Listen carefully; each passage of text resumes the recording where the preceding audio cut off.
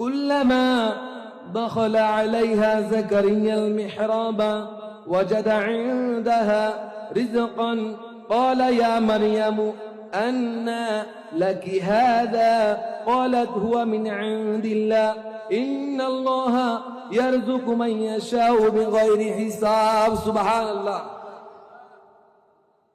হযরত মরিয়ম আলাইহিস সালামকে ইতিকাফ দিয়েছিলেন মসজিদের মেহরাবের পাশে। যিনি তখন তিনি ছোট ছিলেন, যেহেতু ওনার মায়ের মান্যত ছিল, মান্যত পূরণ করার জন্য ইতিকাফে দিয়েছে। আর ওনার কালাব্বা ছিল জকরিয়া আলাইহিস সালাম সুবহানাল্লাহ। একদিন কি করলেন জকরিয়া আলাইহিস সালাম? কুল্লামা দাখাল আলাইহা জাকারিয়াল মিহরাব, জকরিয়া আলাইহিস সালাম নামাজের স্থানে ওই মিহরাবে গেলেন, যেখানে মরিয়ম আলাইহিস সালাম আছেন, ওখানে গেলেন। গিয়ে দেখতে পেলেন ওয়াজাদা ইনদাহা রিজকান, তার নিকট একটি এমন ফল পেল যে ফল ওই সময়ের মধ্যে গাছে ধরে না। সুবহানাল্লাহ। মনে করেন এখন যে ফলের মৌসুম নয়, সেই ফল যদি কেউ দেখে তাহলে সে অবাক হয়ে যাবে। এই ফল তো এখন হওয়ার কথা না, এই ফল তো শীতকালে ধরে, এই ফল তো বর্ষাকালে ধরে, এই ফল তো গরমকালে ধরে, এখন কেন? তখন তিনি অবাক হয়ে গেলেন। তিনি বললেন এই ফল কোত্থেকে আসলো? তখন তিনি বললেন ওলাম, তিনি বললেন ইয়া মারইয়াম, হে মারইয়াম, আন্না লাকি হাদা, এটা কোত্থেকে এসেছে, এই ফলটা কোত্থেকে এসেছে? ক্বালাত, মরিয়ম আলাইহিস সালাম বললেন হুয়া মিন ইনদিল্লাহ, এটা আল্লাহ তাআলার পক্ষ থেকে এসেছে। সুবহানাল্লাহ। ইন্নাল্লাহা ইয়ারযুকু মান ইয়াশাউ বিগাইরি হিসাব, আল্লাহ তাআলা যাকে চান তাকে অগাইরা তাকে বিনা হিসাবে দান করেন। সুবহানাল্লাহ। এটা আল্লাহ তাআলার পক্ষ থেকে স্পেশাল দয়া, স্পেশাল রহমত, এটা জান্নাত থেকে এসেছে। সুবহানাল্লাহ। তাহলে মরিয়ম আলাইহিস সালামের কাছে যে ফল এসেছিল, প্রতিদিন জান্নাতের ফল আসতো, এটা কারামত নয়? কত কারামতের কথা কোরআনে আছে না নাই? কারামতের কথা কোরআনে আছে না নাই? আসুন আরেকটি আয়াত থেকে জানবো কারামতের কথা কোরআনের মধ্যে আছে। সূরা নামলের আয়াত নম্বর 40, আল্লাহ তাআলা ইরশাদ করেন ওয়ালাল্লাযীনা ইনদাহু ইলমুম মিনাল কিতাব, সুলাইমান আলাইহিস সালাম এবং বিলকিস রানীর ঘটনা। বিলকিস রানীর ঘটনা শত শত মাইল দূরে ছিল সুলাইমান আলাইহিস সালামের রাজপ্রাসাদ থেকে। এখন বিলকিস রানী ও তার সভাসদে সুলাইমান আলাইহিস সালাম সবাইকে জিজ্ঞাসা করলাম, ওখানে জিনও ছিল, ওখানে মানুষও ছিল। একজনকে জিজ্ঞাসা করলাম তোমাদের মধ্যে এমন কে আছো যে বিলকিস রানীর সিংহাসনকে এখানে নিয়ে আসতে পারবেন? তিনি বলেন আল্লাযীনা ইনদাহু ইলমুম মিনাল কিতাব, যার কাছে কিতাবের ইলম আছে, যার কাছে কিতাবের জ্ঞান আছে। ওই সুলাইমান আলাইহিস সালামের উম্মতের মধ্যে একজন ব্যক্তি যার নিকট কিতাবের জ্ঞান আছে, সেই ব্যক্তি বলতে লাগলো আনা আতিকা বিহি, আমি সেই বিলকিস রানীর সিংহাসনকে আপনার কাছে নিয়ে আসব। কবলা আইয়ার তাদ্দা ইলাইকা তারফুকা, আপনার চোখের পলক ফেলার আগে। সুবহানাল্লাহ। হুজুর আপনার চোখের পলক ফেলার আগে নিয়ে আসবো। সুবহানাল্লাহ। প্রিয় হাজিরিন, সুলাইমান আলাইহিস সালামের একজন উম্মত, তিনি কোনো নবীও নন, তিনি যার কাছে কিতাবুল ইলম ছিল, সে বলতেছে হুজুর আপনি চোখের পলক রাখার আগেই আমি ওই বিলকিস রানীর সিংহাসন আপনার নিকট নিয়ে আসব। তখন সুলাইমান আলাইহিস সালাম কি বললেন? পালাম্মা রাআহু মুস্তাকিরান ইনদাহু, ওই বিলকিস রানীর সিংহাসন যখন সুলাইমান আলাইহিস সালামের নিকট অক্ষত অবস্থায় দেখতে পেলেন, ওই ব্যক্তি চোখের পলক মারার আগে ওই বিলকিস রানীর সিংহাসন নিয়ে আসলাম। যখন সে বিলকিস রানীর সিংহাসনকে অক্ষত অবস্থায় পেল, সাধারণত কোন ঘর অথবা কোনো কিছু বড় কিছু যদি এক স্থান থেকে অন্য স্থানে নিয়ে যাওয়া হয়, তাহলে সেখানে কিছু ভাঙচুর হওয়ার সম্ভাবনা থাকে।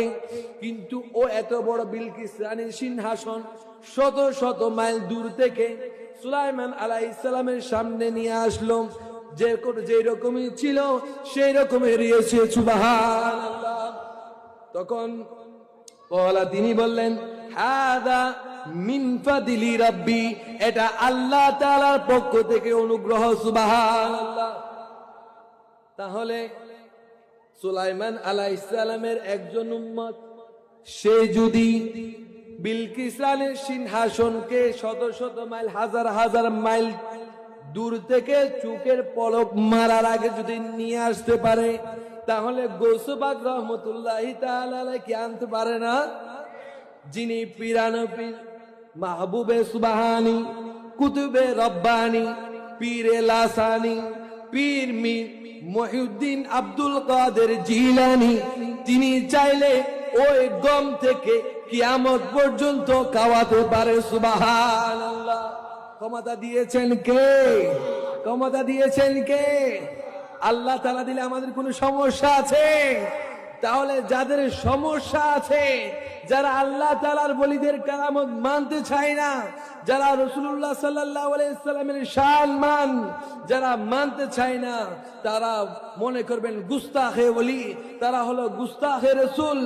বেহাজিরিন, রাসূলুল্লাহ সাল্লাল্লাহু আলাইহি ওয়াসাল্লামের মুহাব্বত, আউলিয়া ইকরামের মুহাব্বত যাদের অন্তরে রয়েছে, তারাই সৎ পথে রয়েছে।